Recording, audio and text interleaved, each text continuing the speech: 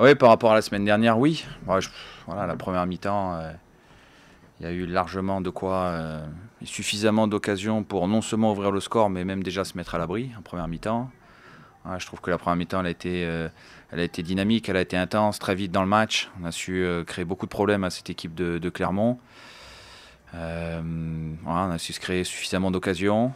En plus, on a un manque de réussite criard aussi avec les deux barres.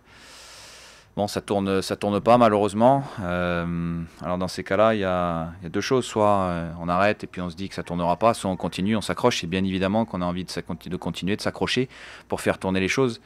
Parce que voilà, quand on voit ce qui a été produit sur la première mi-temps, à la fois dans le jeu, à la fois dans l'exécution de ce qu'on avait préparé toute la semaine et du nombre d'occasions qu'on s'est créées, on se dit que c'est pas possible que ça continue comme ça et qu'on ait autant de manque de réussite.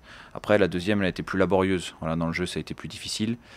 Euh, bon, avoir autant de domination aussi sur un match tout entier, c'est pas simple, mais malgré tout, on a encore eu deux grosses situations en deuxième mi-temps pour marquer. Voilà, eux, ils en ont eu une grosse, une autre où il y avait hors-jeu sur le coup franc excentré, mais il y en a eu une grosse pour eux. Nous, on en a eu deux. Et sur l'ensemble du match, bien sûr qu'on a créé beaucoup plus de dangers qu'eux et qu'on a eu beaucoup plus de situations favorables.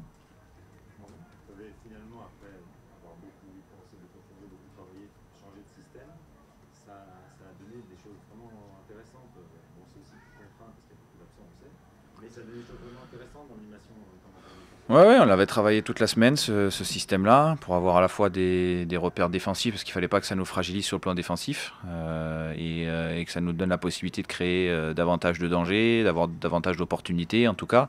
Bon, c'est ce qui s'est passé pendant l'ensemble de la première mi-temps. Ça a été bien animé. Après, on a un peu décliné, on a décliné sur la deuxième mi-temps, notamment dans le registre technique. On a perdu trop de ballons. On a perdu beaucoup de ballons, ce qui ne nous a pas permis d'avoir une emprise suffisamment importante sur la seconde période pour voilà, rester et continuer, continuer la pression.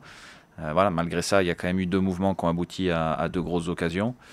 Après, est-ce que je pourrais le remettre en place la semaine prochaine? Ça, on verra.